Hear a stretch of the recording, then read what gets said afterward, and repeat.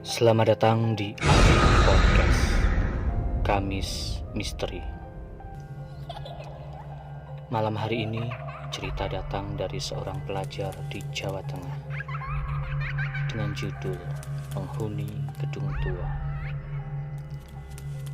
Untuk kalian yang belum subscribe, silahkan subscribe terlebih dahulu dan nyalakan lonceng pemberitahuannya agar kami lebih semangat untuk membacakan cerita kalian. Selamat mendengarkan.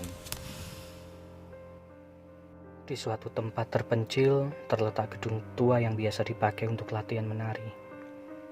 Entah milik siapa gedung ini. Namun Mbok Piem selalu merawatnya. Bahkan ia gunakan sebagai sanggar tari. Ya, Mbok Piem ini memang guru tari. Ayunan tangannya lemah lembut layaknya gadis remaja. Pinggangnya melenggak-lenggok tanpa rasa kaku seperti orang sepuh pada umumnya. Yang bergabung dalam sanggarnya pun anak-anak muda. Suatu hari, suasana sunyi dan hanya bunyi jam saja yang terdengar. Saat itu menunjukkan pukul 12 siang.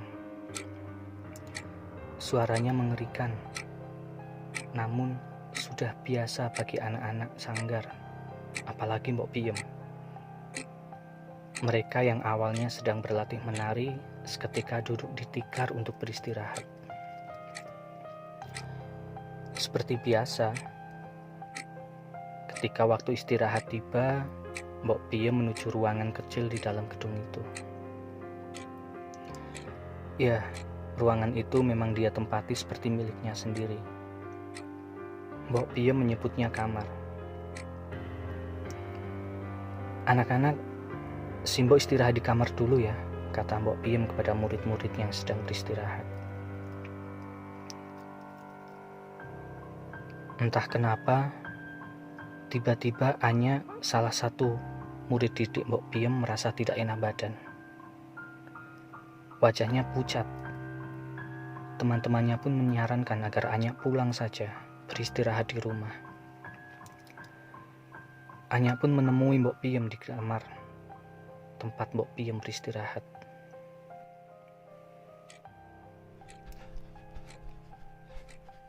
Anya mencoba untuk mengetuk pintu kamar Mbok Piem. Beberapa kali diketuknya, Mbok Piem tak kunjung keluar. Ia mencoba memberanikan diri untuk membuka pintu itu perlahan. Mbok Piem ada di dalam?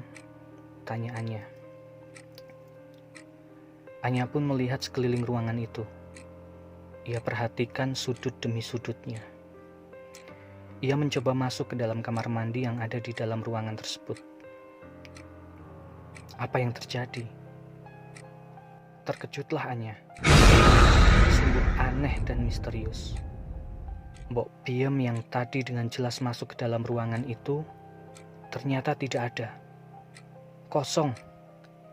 Ya, kosong ruangan itu. Dengan bergegas Anya lari keluar. Dia pun memberitahu teman-temannya bahwa Mbok Piem tidak ada di kamarnya. Semuanya saling bertatap muka, seakan tidak percaya dengan apa yang Anya katakan. Dila, salah satu teman Anya, mencoba memastikan dan memanggil Mbok Piem ke dalam kamarnya. Dibukalah pintu kamar Mbok Piem secara perlahan oleh Dila. Mbok ada di dalam, teriak Dila pelan. Masuklah Dila dengan langkah kecil. Seketika dia terdiam. Dia kaget melihat Mbok Piem sedang duduk terdiam di depan cermin sambil menyisir rambutnya yang panjang. Ada apa, Nduk? Tanya Mbok Piem. Tidak, Mbok. Anya mau izin pulang, Mbok. Dia tidak enak badan katanya, jawab Dila dengan terbata-bata. Walah, ya sudah, ayo kita lihat kondisi Anya, ajak Mbok Piem sambil berdiri perlahan dari kursinya. Anya pun mendapat izin untuk pulang. ia berjalan sendirian menuju rumahnya. Sesampainya di rumah, Anya disambut ibunya. Ia langsung diajak makan. Mereka makan hanya berdua tanpa seorang ayah. Ya, Anya memang sudah kehilangan ayahnya sejak dia bayi. Nak, ibu ngantuk. Ibu tidur dulu ya. Lanjutkan saja makanmu itu. Ibu sudah kenyang. Anya pun melanjutkan makannya. Ketika Anya makan, ia mendengar bisikan. Pergilah. Pergilah. Perasaannya mulai tak tenang. Dia bergegas menghabiskan makan dan langsung lari menuju kamarnya.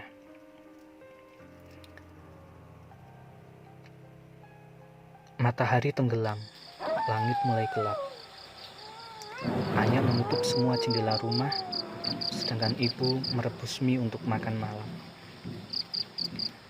Tiba-tiba terdengar keras suara benturan. Apa itu, Ibu? Tanya Anya. Mungkin jendela yang terkena angin. Sudahlah, tak apa. Biar ibu yang benarkan. Hari telah berganti. Seperti biasa, Anya pergi ke gedung tua untuk mengikuti kelas menari. Ia melewati jalan di sebelah rumahnya yang tembus ke jendela tengah. Jendela yang semalam terbuka sendiri. Berhenti sejenaklah dia dan menatap ke arah jendela. Tak disangka, sosok wanita muda cantik nan anggun mengayunkan tangannya seolah menyuruhnya pergi. Anya mengusap muka dan terus berjalan. Pikirannya saat itu dipenuhi dengan apa yang dialaminya akhir-akhir ini.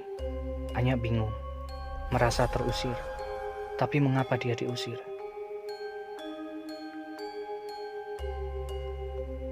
Tak lama kemudian, sampailah ia di gedung tua tempat ia dan teman-temannya berlatih menari.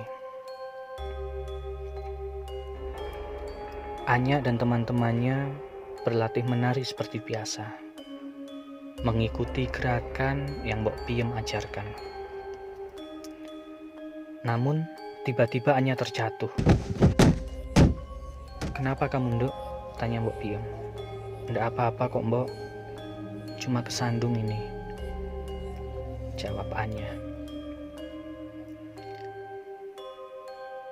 Waktu istirahat tiba, semuanya duduk melingkar termasuk Mbok Piem. Anya duduk di sebelah Mbok Piem dengan tatapannya yang kosong. Tiba-tiba ia melontarkan senyuman polos kepada Mbok Piem dan berkata lirih, "Pergilah dari sini, bawa anak-anakmu pergi." Tanpa pikir panjang, Mbok Piem menampar Anya. Sepertinya Mbok Piem tahu apa yang terjadi sebenarnya. Tak lama setelah ditampar, Anya sadar. Anak-anak yang lain terdiam. Mereka kaget. Mereka takut. Tapi Mbok Piem meminta agar semuanya tetap tenang dan melupakan kejadian itu. Tapi tidak dengan Dila. Diam-diam nampaknya Dila penasaran. Malam harinya pun Dila kembali ke gedung tua itu untuk mencari jawaban atas rasa penasarannya. Gedung tua tidak dikunci. Ia bergegas masuk ke ruangan tempat Mbok Piem istirahat. Betapa kagetnya Dila ketika Dila masuk ke dalam kamar Mbok Piem. Ia melihat seorang wanita sedang menari melayang-layang dengan selendangnya. Ia pikir itu Mbok Piem dan terus diperhatikannya. Wanita itu menghadap ke arah Dila. Bukan Mbok Piem yang dari tadi ia perhatikan. Ternyata sosok wanita itu adalah penghuni gedung tua yang digunakan untuk berlatih menari selama ini. Dengan rasa yang sangat amat takut, berlarilah dia menuju rumahnya.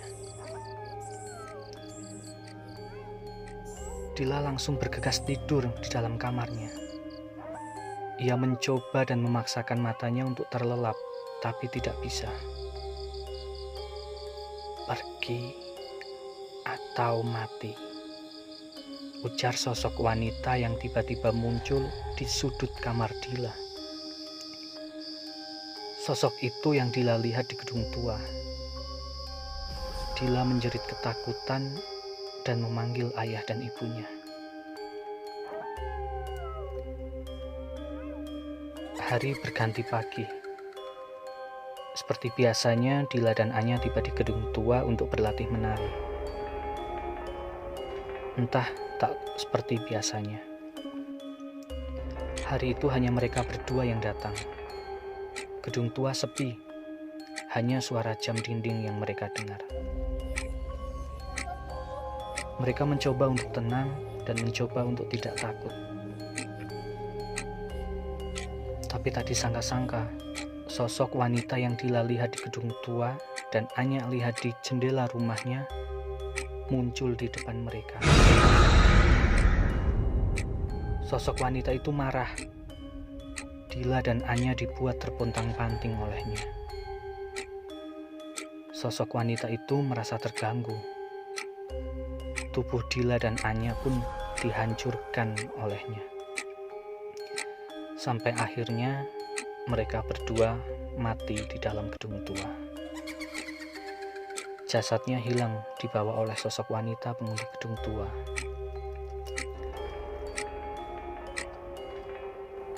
Sore harinya, Mbok Piem datang ke gedung tua. Mbok Piem kaget karena pintu kamarnya terbuka. Padahal hari itu Mbok Piem belum membuka pintu. Ia pun masuk dan mengecek kamarnya. Setelah dirasa aman, Mbok Piem kembali keluar dari gedung tua dan menuju ke rumah Dila untuk menanyakan apakah ada teman Dila yang datang ke gedung tua.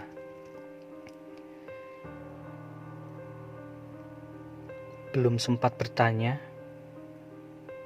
Mbok Piem sudah ditanya duluan oleh Ibu Dila. Ibu Dila menanyakan keberadaan anaknya dan mengapa Mbok Piem datang sendirian. Mbok Piem jelas tidak tahu. Karena seharian Mbok Piem belum datang ke gedung tua. Akhirnya mereka pun pergi ke gedung tua bersamaan. Di gedung tua, sosok wanita itu muncul lagi. Dia benar-benar marah jika gedungnya dipakai orang. Mbok Piem pun ikut menjadi korban atas semua ini. Jasad Mbok Piem hilang, sedangkan Ibu Dila tergeletak pingsan di dalam gedung itu. Sore telah berganti malam. Ayah Dila dan Laila, adik Dila, cemas sebab sang ibu tidak segera pulang. Mereka pun memutuskan untuk menjemput ibu. Ayah dan Laila melihat ibu sudah tergeletak sebatang kara di dalam gedung tua. Mereka tidak mengira akan terjadi seperti ini. Akhirnya sang ibu dibawa pulang. Dan keesokan harinya, ayah melaporkan kasus aneh ini kepada pihak yang berwajib.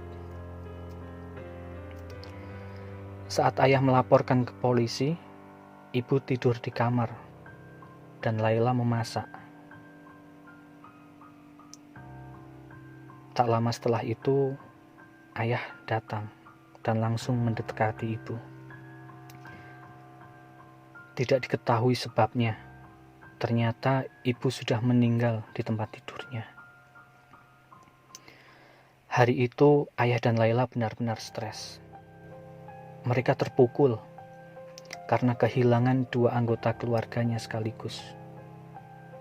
Tapi apa boleh buat jika memang ini pahit yang harus mereka terima. Ayah dan Laila merasa sial. Mereka berkeinginan menjauhkan diri dari kota yang selama ini mereka huni. Tak lama dari hari itu, keinginan itu terwujud. Ayah dan Laila berpindah rumah ke luar kota, memulai kehidupan yang baru dengan semangat baru. Sedangkan gedung tua yang terlapor akhirnya ditutup oleh pihak yang berwenang. Sudah tidak ada lagi yang bisa memasukinya.